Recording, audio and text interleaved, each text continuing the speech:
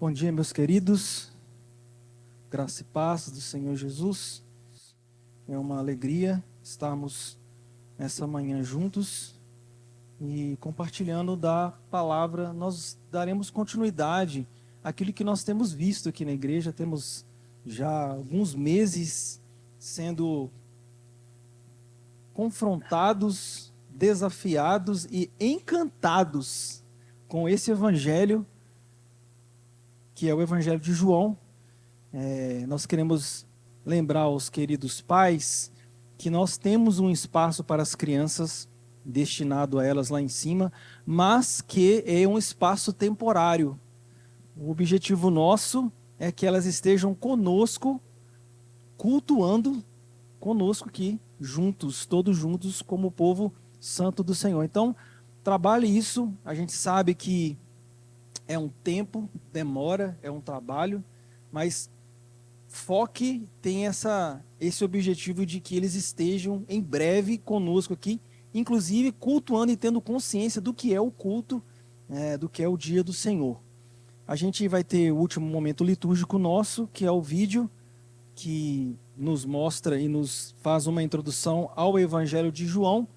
E enquanto o vídeo vai acontecendo, eu peço que você abra no livro de João, no Evangelho do Senhor Jesus Cristo, por meio do discípulo amado João, no capítulo 14. Nós entramos hoje no capítulo 14 e nós iremos estar meditando sobre este texto. João 14, do 1 até o verso 15. Enquanto isso, nós ouviremos o vídeo. O Evangelho de João, a pérola mais preciosa do Novo Testamento, revela a promessa mais grandiosa de Deus, a vida eterna em Cristo Jesus, o Verbo que se fez carne e habitou entre nós. Em suas páginas, somos convidados a um banquete espiritual, onde a água se transforma em vinho, os cegos enxergam, os mortos ressuscitam e a luz dissipa as trevas. Através dos 7 sinais milagrosos, João nos revela a divindade de Jesus, o Messias prometido. Mas João vai além dos milagres.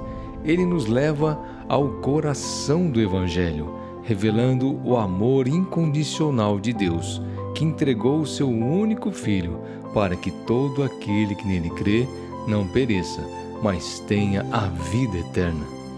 Somos chamados a amá-lo e a guardar seus mandamentos, a fim de experimentarmos a verdadeira alegria e a paz que o mundo não pode dar.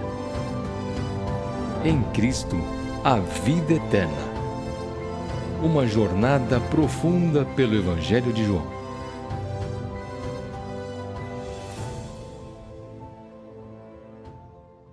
João 14, verso 1. Não se turbe o vosso coração, credes em Deus, crede também em mim. Na casa de meu pai há muitas moradas, se assim não fora, eu vou-lo teria dito, pois vou preparar-vos lugar. E quando eu for e vos preparar lugar, voltarei e vos receberei para mim mesmo, para onde, de onde estou, estejais vós também. E vós sabeis o caminho para onde vou. Disse-lhe Tomé: Senhor, não sabemos para onde vais. Como saber o caminho?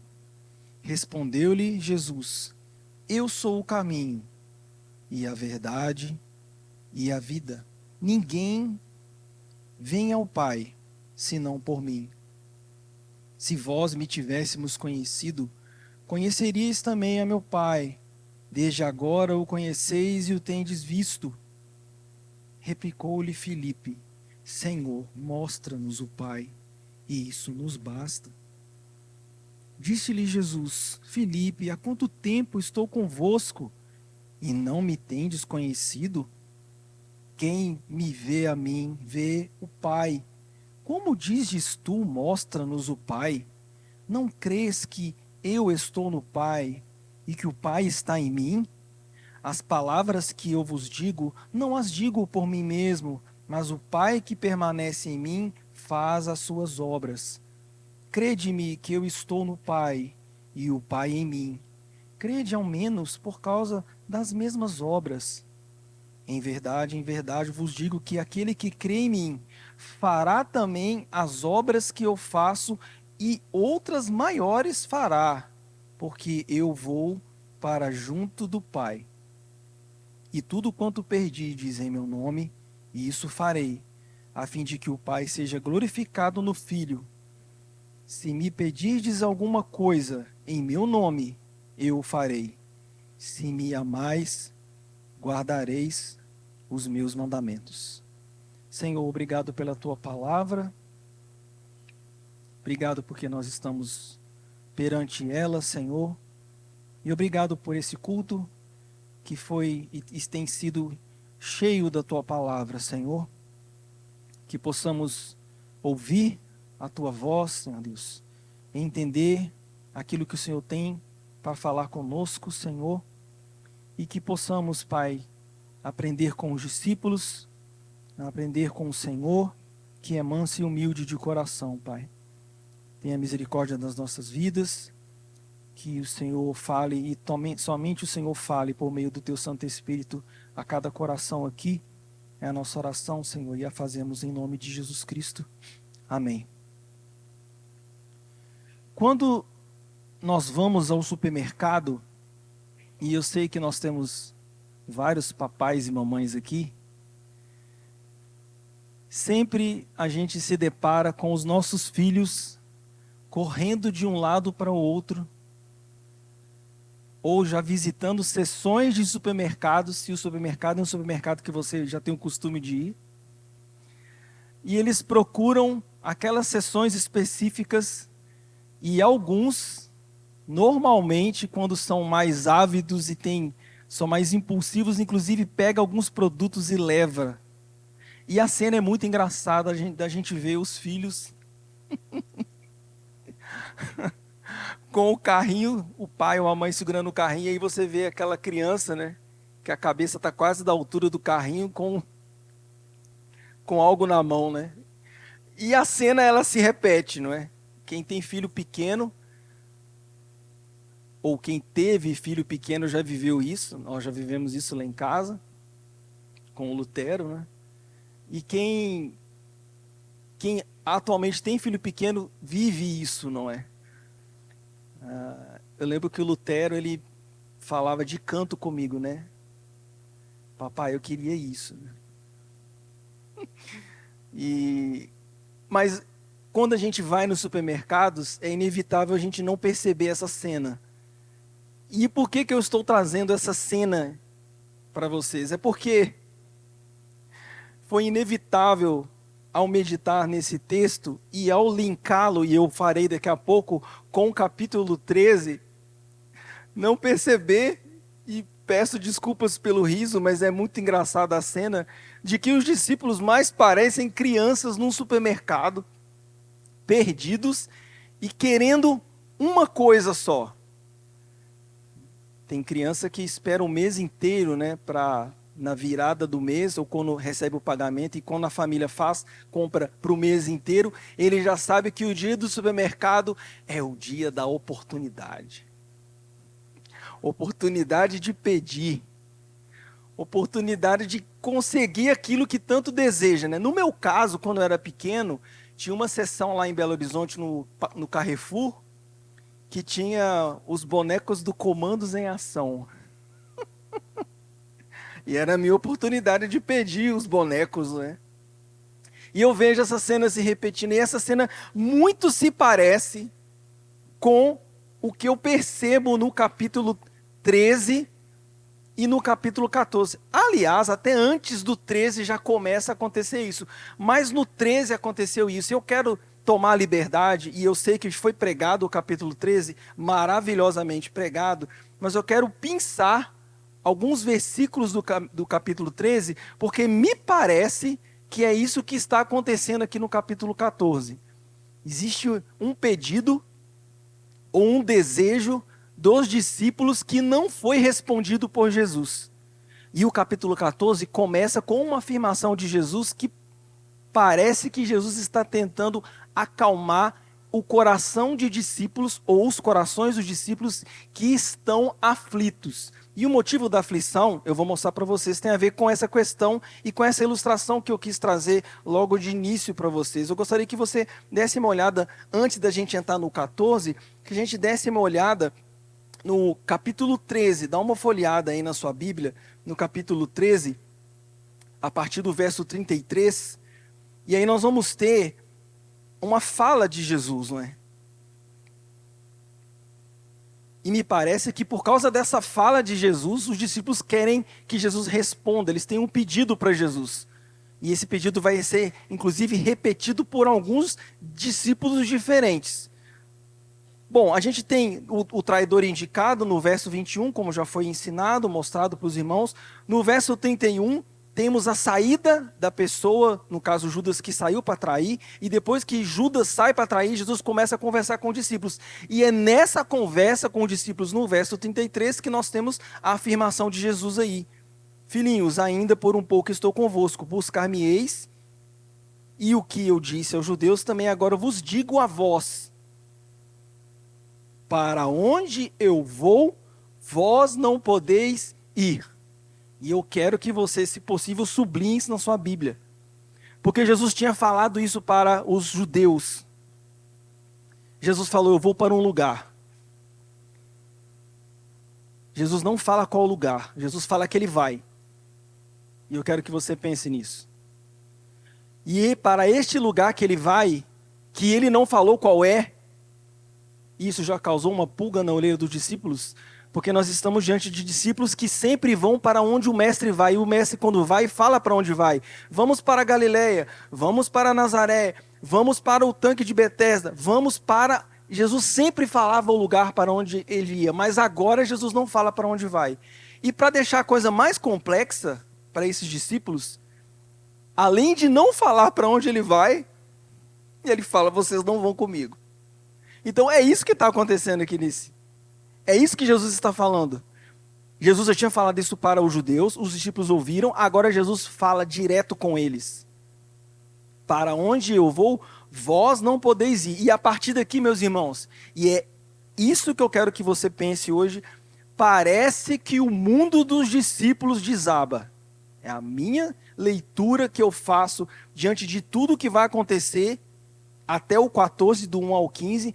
Os discípulos estão perdidos dentro de um supermercado de desejos. Precisamos saber para onde Jesus vai. Alguns, né? Estava na cabeça de alguns. Ramon, como é que você pode dizer isso? Porque nós vamos ver alguns falando. Os que mais falam vão falar. E já no 13 começa a fala. Jesus depois, o 33, vai falar do novo mandamento, algo que ele nunca tinha falado antes. E Jesus vai falar que da marca daqueles que são verdadeiros discípulos. Vão ser reconhecidos por causa daqueles que amam. Nenhum discípulo comenta nada do que Jesus está falando. Verso 36 do 13, dá uma olhada, por favor, no seu texto, e olha a primeira fala dos discípulos. No caso, Simão Pedro. Senhor, para onde? Para onde vais?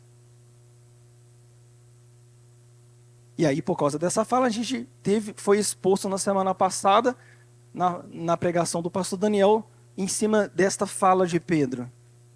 Mas o que eu estou mostrando para vocês é que os discípulos estão como crianças num supermercado, necessitados e ávidos para que algo seja dado a eles. O pedido dos discípulos é: queremos saber para onde o Senhor vai. Queremos saber para onde o Senhor vai, que nós não podemos ir. Ramon, mas como é que você pode dizer isso? Posso dizer isso porque esse pedido vai novamente retornar no capítulo 14. E aí nós temos a fala de Jesus no primeiro verso do capítulo 14. Não se turbe o vosso coração.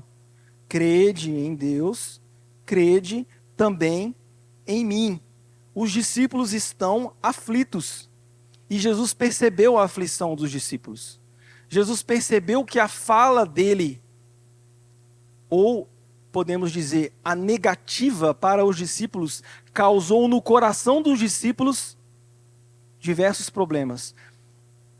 Meus irmãos, eu quero dizer para os irmãos aqui, que Jesus acabou de revelar um novo mandamento. Jesus não tinha falado sobre um novo mandamento até o momento. Jesus está trazendo um novo mandamento. Uma nova aliança. É isso que Jesus está trazendo para os discípulos. Jesus está trazendo algo novo que nunca foi falado. Jesus está trazendo uma revelação direta do próprio Pai. E ele vai falar isso, que o que ele fala procede do Pai. Mas os discípulos não conseguem ouvir o que Jesus está falando. Sabe por quê? Porque Jesus deu uma negativa para os discípulos. Para onde eu vou, vocês não vão. Foi uma fala curta, uma fala simples, uma fala direta, uma fala sincera de um mestre que sabia como eram os seus discípulos e sabia daquilo que estava para acontecer com ele.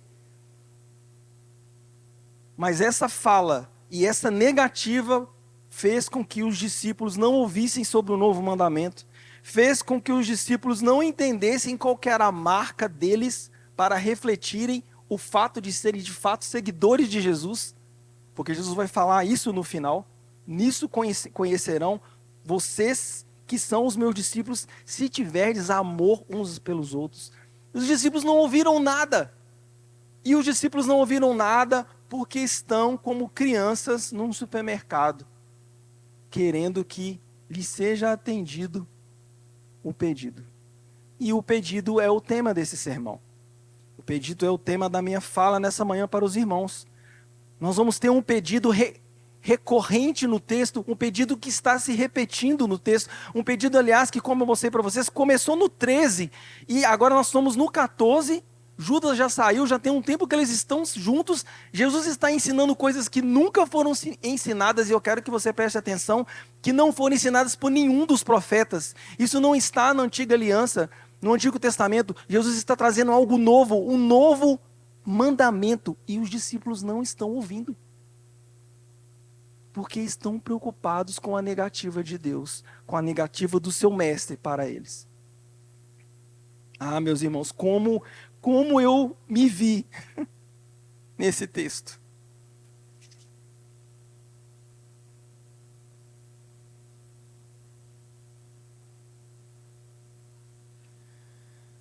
Como a gente não ouve Cristo quando a gente recebe negativas de Deus. Jesus só falou, eu não vou para um lugar que vocês não podem ir. E não é porque Jesus não queria que eles não estivessem, é porque eles não iriam suportar. A negativa de Cristo para os discípulos era porque ele os amava. Mas os discípulos estavam desesperados, aflitos, e Jesus vai falar no verso 1, não estejam aflitos. Vocês querem saber para onde eu vou? Vocês querem saber por que vocês não vão? Esse é o pedido de vocês? E Jesus fala para eles, em resposta ao coração turbulento dos discípulos, né? Não estejam ansiosos, não estejam aflitos. E aí Jesus fala para que eles creiam em Deus, o Pai, e creiam nele, que é o Filho. E ele continua a fala no verso 2. E aí nós vamos ter, do verso 1 até o verso 7, uma fala de Jesus tratando da casa do Pai e do caminho para esta casa do Pai. E eu quero que você observe e pense, porque por trás de tudo o que está acontecendo, existe a pergunta dos discípulos, para onde vais? Essa parte aqui do 14 está sendo toda construída em cima de sentimentos dos discípulos que estão sofrendo pelo fato de entenderem que nem em todo lugar que o mestre estiver, eles poderão estar. É em cima disso que está sendo construída a fala de Jesus. É em cima disso que nós vamos entender por que Jesus vai falar o que ele vai falar para os discípulos aqui. E ele já começa depois do primeiro verso, até o verso 7, como eu falei para vocês, tratando da casa do Pai e do caminho para a casa do Pai. Porque é para onde Jesus está indo. Existem 2 lugares aqui a serem pensados que Jesus está indo. E nesses 2 lugares os discípulos não podem ir. É em cima de 2 lugares que está sendo tratado o pensamento de Cristo diante da resposta dos discípulos. Provavelmente os discípulos já imaginavam para qual é o lugar que Jesus está indo, porque Jesus já tinha falado um pouco para trás de que o trigo caindo na terra precisa morrer. Jesus já tinha dado indícios de que ele morreria. E a gente pode tirar essa inferência pelo fato de que no final do 13, Pedro, quando perguntou para Jesus, e Jesus respondeu o que respondeu para Pedro, Pedro falou, se possível for, eu morro pelo Senhor. Havia no pensamento dos discípulos, sim, a possibilidade de que Jesus iria morrer. A gente pode perceber isso pela fala de Pedro. E aí nós temos agora Jesus confortando os discípulos e mostrando para os discípulos de que o lugar para onde ele vai, além da morte, é a casa do Pai. E Jesus, além de falar o lugar, Jesus vai falar como chegar a esse lugar.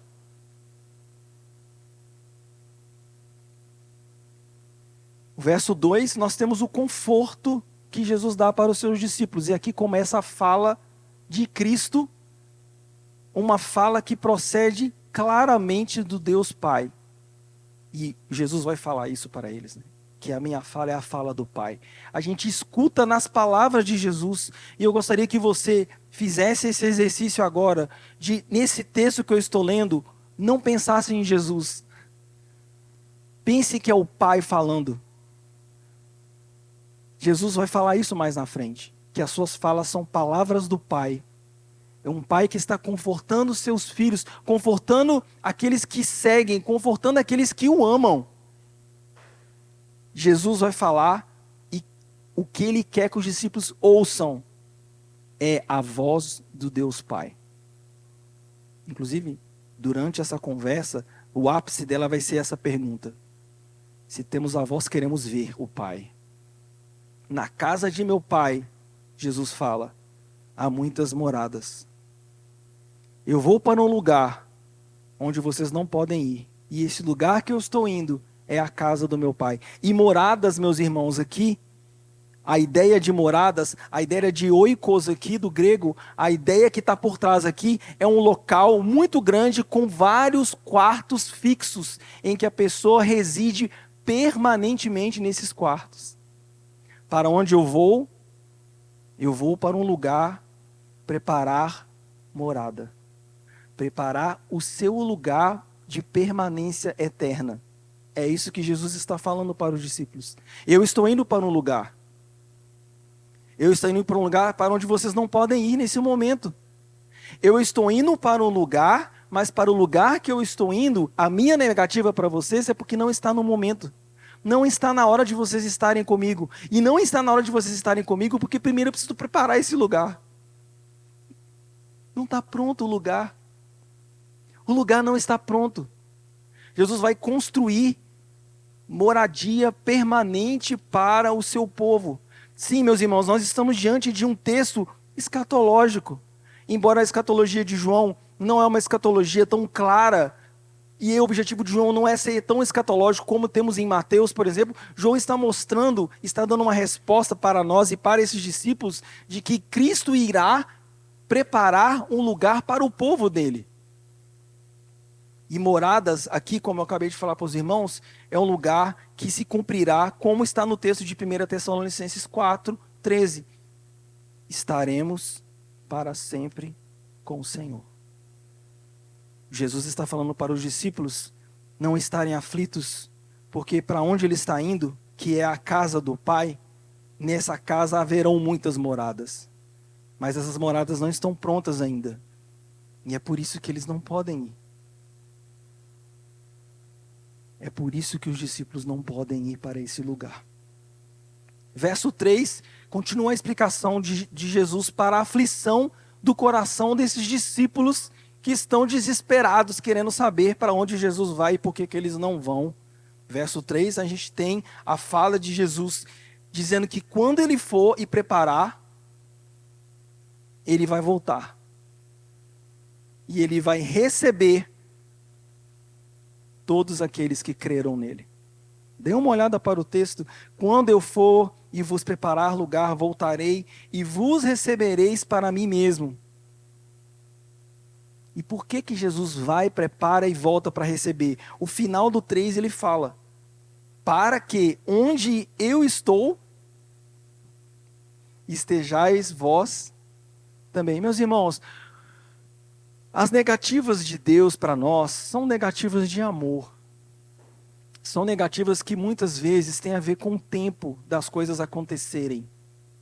Porque no final das contas, meus queridos, nós estamos diante de discípulos que amavam o seu mestre, a ponto de não ouvirem o novo mandamento, a ponto de não ouvirem, não conversarem sobre o fato de um ter saído e ter sido indicado claramente que irá trair.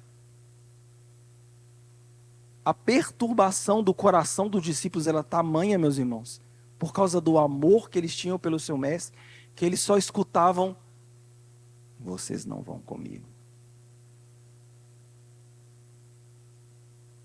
Eles só conseguiam escutar o eco desta fala de Jesus.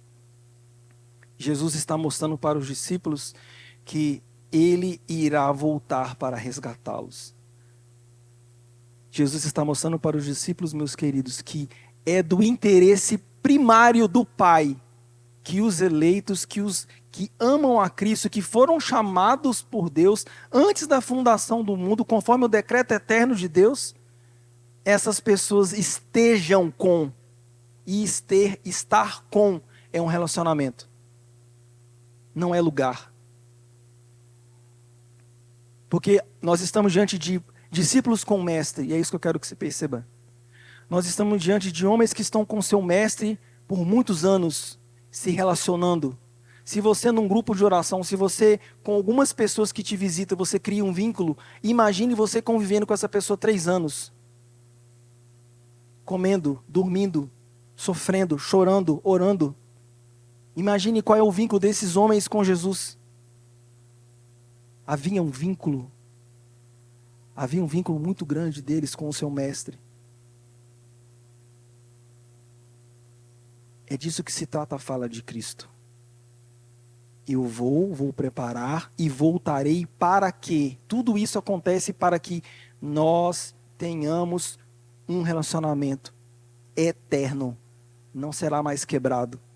O relacionamento do povo de Deus com o seu Deus na morada da casa do Pai será uma morada plena e permanente, não passará. E essa é a palavra de Jesus para os seus discípulos: não fiquem aflitos. Ah, meus irmãos, como nós ficamos aflitos com as negativas de Deus. E eu sei que você fica aflito. E eu não preciso ser profeta para saber, porque você é humano como eu.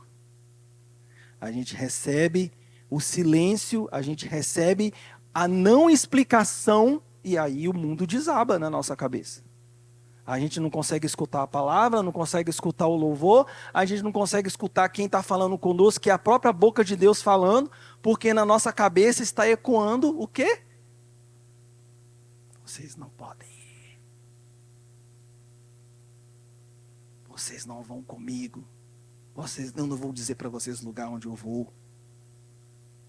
E aí Jesus teve que parar e confortar os discípulos. Inclusive, a frase escrita em cima do capítulo das Bíblias aí, que não é inspirada, foi colocada pelos editores, trata de conforto.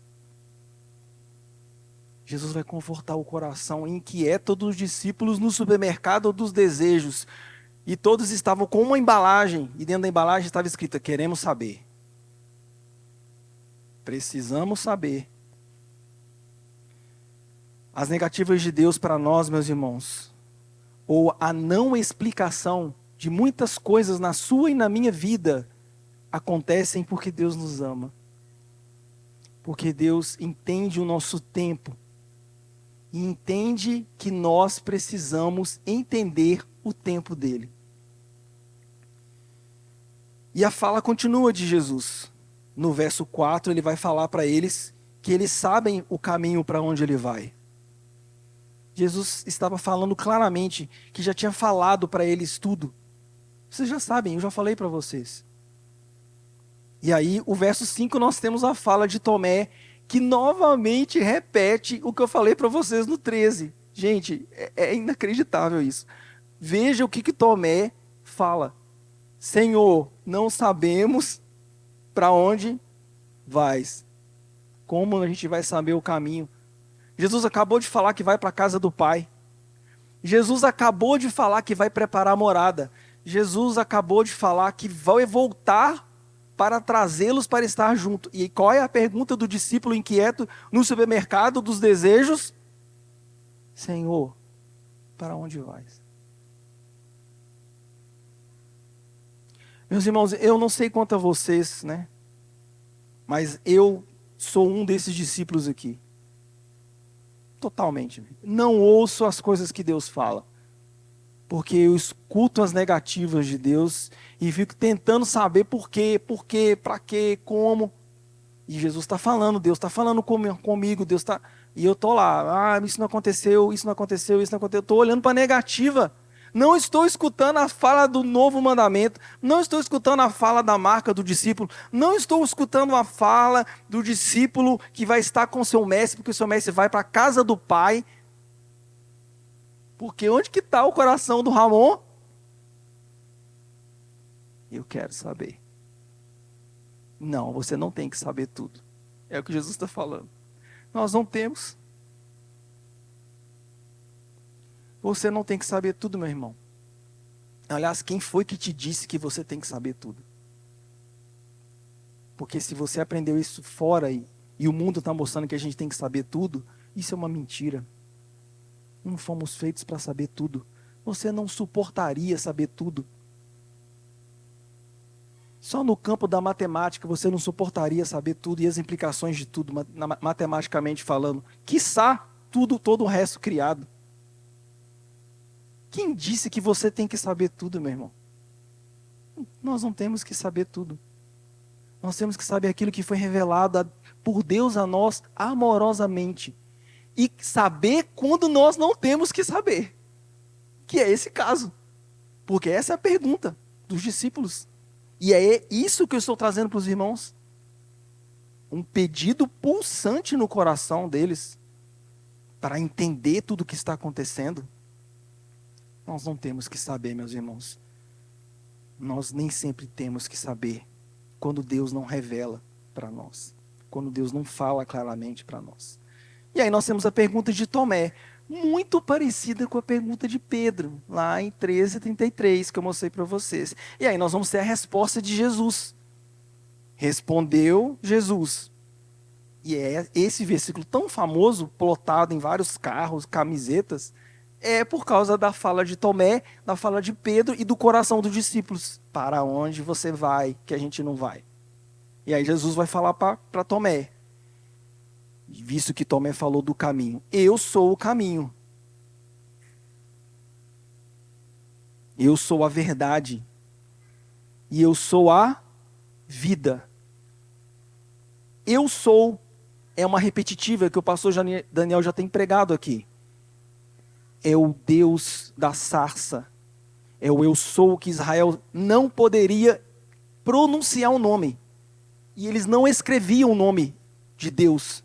Por temor. Dizem os estudiosos, inclusive, que toda vez que o rabino ia escrever esse nome proibido, que não era o nome de Deus, ele usava uma pena diferente. Tamanho era o temor do povo.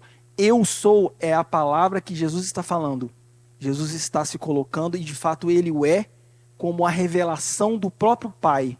É o Deus da sarça, o Deus que se revela, o Deus encarnado, que estava antes de todas as coisas criadas. E isso entra em consonância justamente com o que o João vai falar para a gente, em João 1, em que ele descreve a natureza da segunda pessoa da divindade. No caso, o Deus, o Filho. Eu sou o caminho. A palavra para caminho é rodovia, é rodos. Eu sou o acesso. Eu sou o único lugar por onde vocês podem passar para chegar na morada. e na morada estar com o Pai. Rhodos. Eu sou a aletheia, eu sou a verdade, eu sou o absoluto. Fora de mim não há absolutos. Fora de mim não há perfeição. Fora de mim não há nada menos do que tudo que foi criado. Eu sempre sou. É isso que Jesus está falando para os seus discípulos. E eu sou Zoe, eu sou a vida, não sou bios. Não é vida natural. Aqui não é bios, aqui é Zoe. Zoe é a palavra grega para vida que vem de Deus. Somente a vida que vem de Deus vem por mim. É o que Jesus está falando. Vida, novo nascimento, restauração, vida que se opõe à morte lá do Éden, eu sou. Verdade, clareza, justiça, perfeição, santidade, retidão, eu sou a verdade. O caminho, o acesso, o único lugar que você vai de um ponto para o outro com segurança e com certeza da chegada, do lugar onde você vai chegar, eu sou. É isso que Jesus está falando para os seus discípulos. E aí Jesus continua e encerra o pensamento a respeito da casa do Pai e a respeito do caminho para essa casa, que é o verso 7. Se vós me tivesses conhecido, conhecerias também a meu Pai. Ou seja, eu estou falando, já falei do Pai no verso 33 do capítulo 12. Falei que as minhas palavras são as palavras do Pai e vocês não estão ouvindo as palavras do Pai e me perguntam para onde eu vou? Os discípulos ainda não estavam entendendo o que está acontecendo. Desde agora o conheceis e o tendes visto. Jesus termina o verso 7, dizendo para os discípulos que tudo o que eles viram é a ação do Pai por meio dele. E aí nós temos agora o verso 8, e do 8 em diante, até o 11, nós vamos ver Jesus falando da sua relação do Pai com o Filho. Verso 8 em diante nós vamos ter Pai e Filho. Jesus Cristo vai nos mostrar que de fato ele é aquilo que ele sempre falou que ele era, o unigênito do Pai. E aí no verso 8 nós temos de novo uma outra pergunta, no caso agora a pergunta de Filipe. Replicou-lhe Filipe: Senhor, mostra-nos o Pai, e isto nos basta. Jesus está revelando o Pai para os discípulos. Se você quiser dar uma olhada no João 12, 42, Jesus vai falar sobre isso. Jesus vai falar que as palavras que ele fala são as palavras do Pai. Ele revela quem o Pai é. E depois de toda essa fala, qual é a pergunta de Filipe? Mostra-nos o Pai. A Escritura nos mostra que Cristo é a imagem do Deus invisível, meus irmãos. João 1, 18, e eu gostaria que você desse uma olhada na sua Bíblia, esse texto. João 1, 18, o Evangelho de João começa falando isto: ninguém jamais viu a Deus, mas o Filho único gerado, que tem relacionamento íntimo com o Pai, é quem o revela. Na Ara está: ninguém jamais viu a Deus, o Deus unigênito que está no seio do Pai é quem o revelou. Cristo é a imagem do Deus invisível. Ora, a gente canta isso. Isso está em Colossenses 1,15. Ele, Cristo, a imagem do Deus invisível. Cristo, meus irmãos, é a imagem do Pai. Quem vê a Cristo vê ao Pai. Quem ouve a Cristo ouve as palavras do Pai da morada, do Pai que está esperando seus filhos, do Pai que está no lugar para onde Cristo vai trabalhar, preparar morada e voltar para estarmos juntos.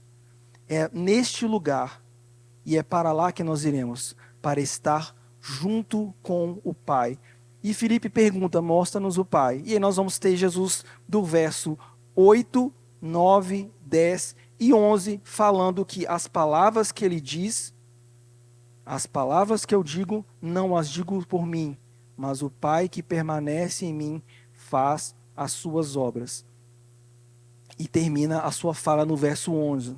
Crede-me que eu estou no Pai.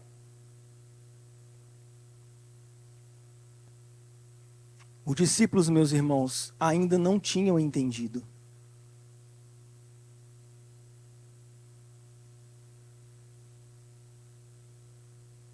Vocês estão compreendendo o que está acontecendo aqui? Os discípulos não tinham entendido. No João 12, 2 capítulos atrás, Jesus já tinha falado isso que ele está falando de novo. Jesus já tinha falado que as palavras dele procedem do Pai.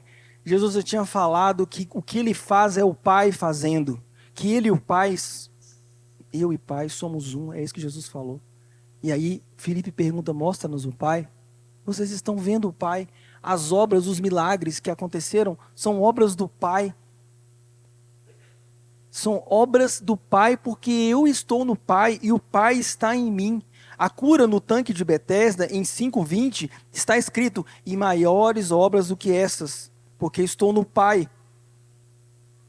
Jesus está no Pai, Jesus, ele não é o Pai porque é uma pessoa distinta, mas é da mesma substância do Pai, poder e eternidade. Cristo e o Pai são um, e todas as palavras de Cristo são palavras do Pai, para o seu povo e para esses discípulos aqui que estão perguntando, cadê o Pai?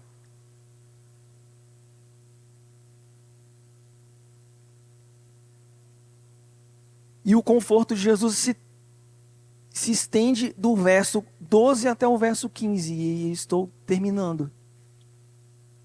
Ele falou do caminho. Falou de onde é o lugar que ele vai estar. Ele falou da sua relação com o Pai. Que ele revela o Pai porque ele é a imagem do Pai. E aí nós temos do 12 até o 15... o trabalho e a oração. Verso 12, em verdade vos digo que aquele que crê em mim fará também obras que eu faço. E meus irmãos, eu quero lembrá-los que as obras que Jesus está falando, que ele fez, que foram várias obras, os discípulos farão obras maiores do que essas obras que foram feitas. A minha fala para os irmãos é que se você continuar lendo essa história, e tiver a curiosidade de ler Atos, você vai perceber discípulos diferentes desses discípulos. Discípulos que entendiam quando havia negativa. Discípulos que entendiam o novo mandamento que eu falei no começo. Discípulos que entendiam qual era a marca para refletir o seu mestre. Discípulos que fizeram, e aqui ainda não tinham feito no tempo, quando esse texto foi escrito, ainda não tinham feito. Discípulos que fizeram obras maiores do que Cristo fez. Nós vamos ter Pedro pregando com a conversão de milhares de pessoas. Obras que Cristo não fez. E diversas outras obras que foram feitas por eles. Eles irão trabalhar e irão refletir tudo isso que Jesus está falando. Por quê? Porque entenderam o pedido. Entenderam que o pedido que eles fizeram não era o pedido correto. E se você acha que eu estou falando do pedido, que o tema do pedido é o pedido dos discípulos, eu sinto te dizer que eu talvez tenha confundido você. Eu não estou tratando do pedido dos discípulos. Esse texto não trata do pedido dos discípulos, embora o texto mostre os discípulos pedindo várias coisas. Não se trata disso. O texto trata do pedido de Jesus para eles. E você já leu o pedido de Jesus para eles aí. Talvez você não percebeu, mas Jesus já falou. Jesus falou para os discípulos o que ele pede deles. E esse é o pedido correto. Você acabou de ler aí no verso 1. Crede em Deus. Qual que é o pedido, meus irmãos? Crer.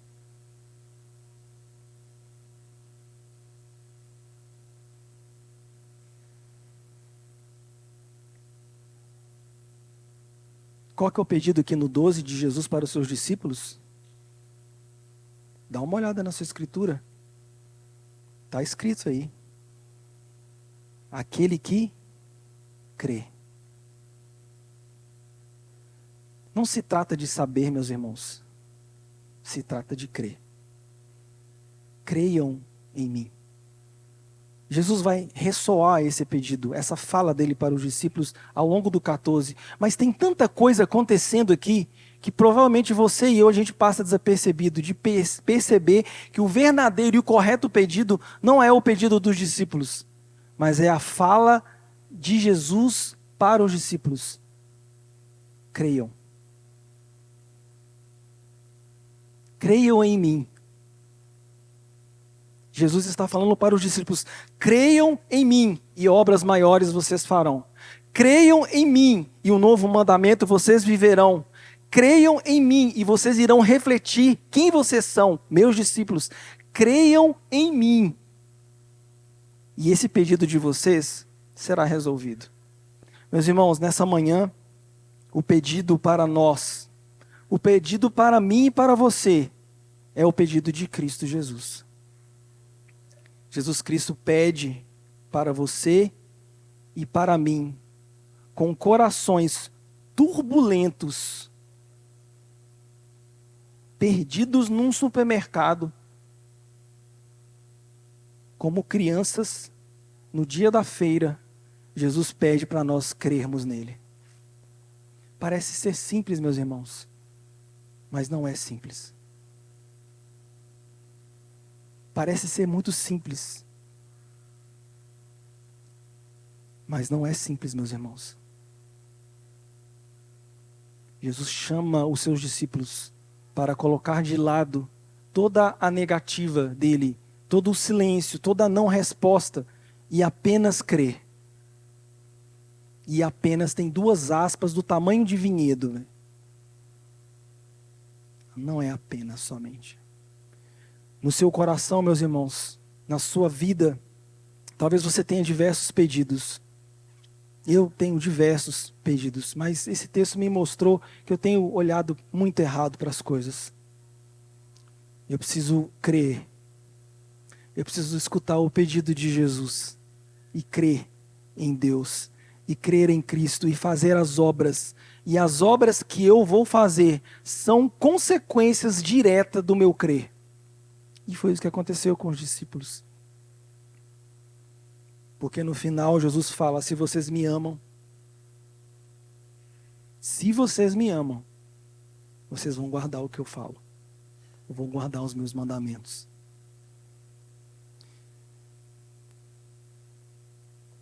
Sabe, meus irmãos, eu quero, nesse momento de aplicação, para a gente encerrar, quero contar uma história para vocês, uma história pessoal. Eu saí de uma igreja batista reformada,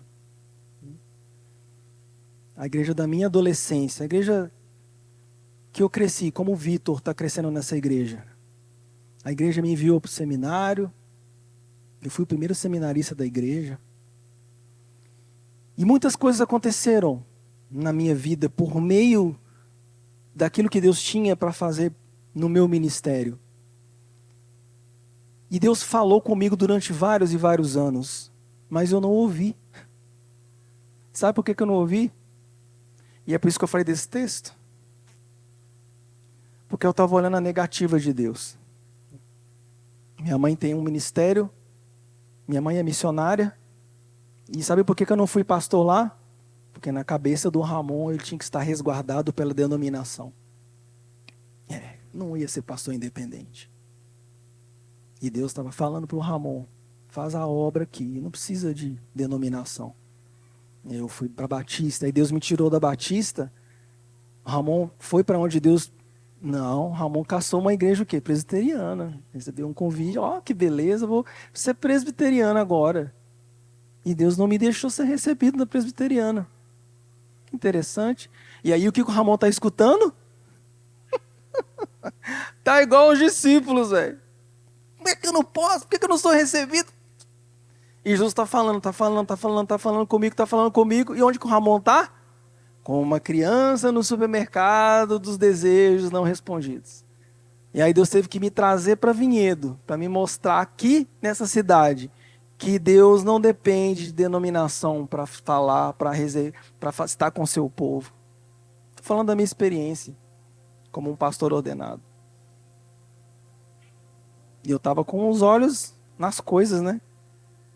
Deus não precisa de denominação, Deus não precisa de lugar, não precisa de instrumento. Tem amigos que estão debaixo de um pé de mangueira fazendo culto. E o fogo está descendo lá, a gente sendo transformada, discípulos sendo discipulados, adolescentes incendiados. E a gente está olhando para os pedidos não respondidos. Não, porque não foi do meu jeito. Como assim eu não vou estar com o Senhor? Era o Ramon, né? Como assim eu não vou ser um pastor? Como assim? Gente, pedidos não respondidos por Deus, ou coisas que Deus faz que vão contra a nossa vontade, são carinho do Deus eterno que nos ama. Só com o passar do tempo que a gente vai perceber isso. E eu quis abrir esse pedacinho da minha vida para você entender que eu sei que você tem muitas áreas na sua vida de pedidos. Né?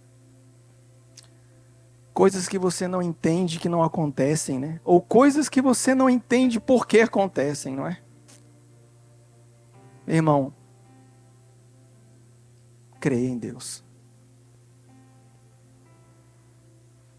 Os discípulos, quando creram em Deus, estavam numa masmorra, sendo açoitados, e os homens mais felizes do mundo. Os discípulos, quando creram, estavam sendo devorados por leões. E a história fala que eles estavam cantando. E muito provavelmente estavam cantando o credo dos apóstolos. O credo que a gente recita, eles estavam cantando, enquanto os leões comiam eles. Entenderam o pedido, meus irmãos? Creiam. E tudo vai ser resolvido no seu coração. Seu coração vai se acalmar. E com o passar do tempo, você fará obras maiores que Cristo fez. Porque foi para isso que você e eu fomos chamados. Para mudar as vidas das pessoas. Para mostrar para as pessoas que existe cor na vida. Existe justiça. Verdade. Existe um único caminho. E esse caminho chama Jesus. Vamos ficar em pé para orar, meus irmãos?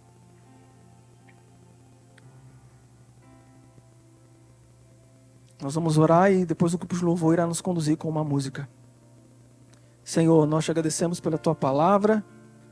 Te agradecemos porque o Senhor tem cuidado de nós, Pai. Pedimos que o Senhor esteja com o teu povo, Pai, e nos ajude a crer, Deus. Nos ajude a confiar no Senhor, a despeito de tantas coisas que nos acontecem, Senhor. Que possamos te amar, Pai, acima de todas as coisas, Pai.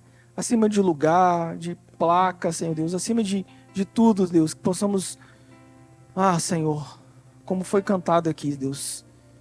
Viver ansiando no dia que iremos ver o rosto do nosso amado, Pai. É a nossa oração, Deus. E a fazemos em nome de Jesus Cristo, Pai.